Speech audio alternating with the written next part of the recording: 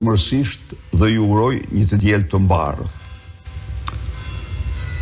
Së dyti, do të ndalem shkurtimisht në disa zhvillime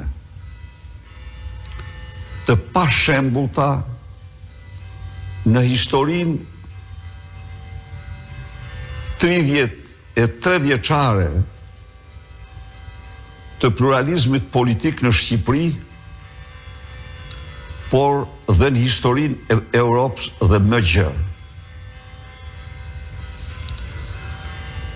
Në një akt që shkelmon interesin personal, direkt, të çdo qytetari shqiptar,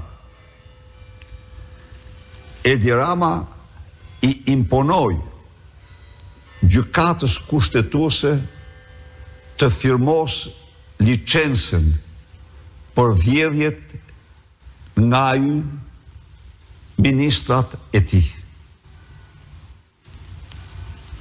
Ai vendim i gjykatës kushtetuese i shkruar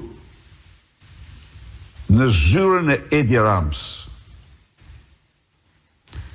pas presioneve të jashtëzakonshme dhe paritjes me shumat më marrëmendse,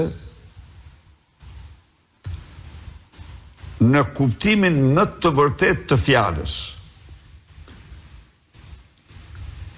Është një licencë për Edi Ramën, familjen e tij, ministrat e tij, që të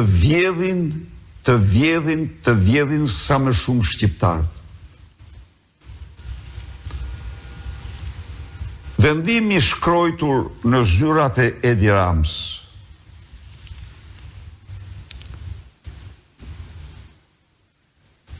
te i kalon mbi kalon të gjithë sistemi gjyqësor shqiptar, i cili ka tagri në përputhje me kushtetutën të shqyrtoj masat e sigurisë. Gjykatës apelit, gjykatës lartë.